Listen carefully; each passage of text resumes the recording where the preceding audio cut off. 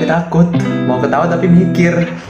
Ya kalau untuk kasus ini sih ya aku nggak berani komen macam-macam dulu, aku masih nggak punya backingan gitu. Ya tapi kalau ini mungkin kita bisa anggap sebagai bentuk keresahan ya dari BEM UI sampai melakukan posting seperti itu. Nah, jadi tujuanku di sini sih ini kan sebenarnya adalah puncak dari keresahan juga karena tiba-tiba terjadi seperti itu.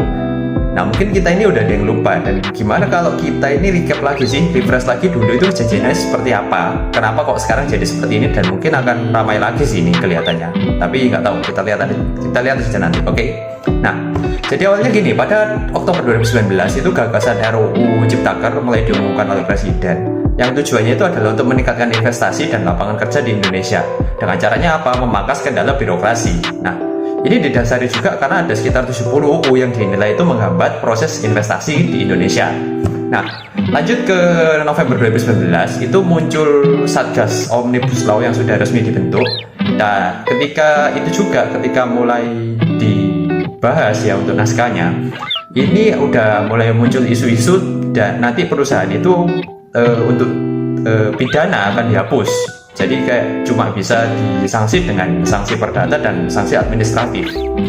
Nah, lanjut ke Desember itu sudah mulai terbreakdown ini apa-apa saja yang akan masuk ke dalam Omnibus Law, yaitu ada 11 klaster untuk tentang cipta lapangan kerja dan ada 6 klaster untuk perpajakan. Masuk ke Januari 2020 itu mulai draft yang lagi dibahas itu tiba-tiba beredar, nggak tahu beredarnya dari mana, tiba-tiba masyarakat ini udah punya, padahal itu nggak ada di websitenya dari resmi, website resmi pemerintahan masih belum ngefloor gitu, belum share kan gitu. Nah, dan dari sana ketika dibaca mulai ada isu-isu yang lebih dalam lagi seperti kayak upah kerja per jam, nanti ada hak-hak perempuan yang tidak diakui, penghapusan izin masalah lingkungan untuk terkait PHK dan untuk nominal pesangon yang akhirnya turun. Nah, karena ada itu mulailah aksi unjuk rasa di gedung DPR terkait hal-hal tersebut. Itu sudah 2 kali pada Januari 2020. Nah, masyarakat itu akan akhirnya melihat RUU Cipta Kerja ini kok dilaksanakannya tidak transparan seperti itu. Nah, jadinya akhirnya dari pemerintah pun akhirnya melakukan klarifikasi bahwa enggak kok, ini draft ini bukan yang final. Jadi tenang aja, nanti ini tidak akan mengurangi hak-hak pekerja seperti itu. Nah, kita masuk ke Februari 2020 untuk RUU Cipta Kerja akhirnya diserahkan naskahnya ke DPR dari pemerintah sehingga nanti akan bisa diproses secara via legislatif. Nah, dari sana itu juga mulai muncul lagi nih perbedaan pendapat antara pemerintah dan kaum serikat pekerja. Jadi dari pemerintah itu menganggap bahwa nanti RUU ini tetap akan menguntungkan semua pihak kok, nggak akan membela satu pihak atau nggak akan berat sebelah seperti itu.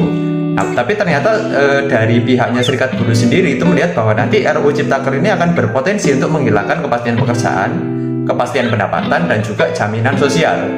Nah, akhirnya Pak Kahar sebagai Ketua KSPI meminta DPR untuk tidak mengesahkan RUU Cipta Kerja ini.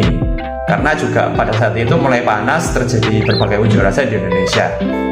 Nah, RUU Cipta Kerja ini juga dianggap tidak melibatkan beberapa pihak, ya salah satunya dari pihak masyarakat dan juga dari beberapa pihak pers. Lalu masuk ke Maret 2020, ketika Maret ini kan COVID juga lagi muncul-munculnya.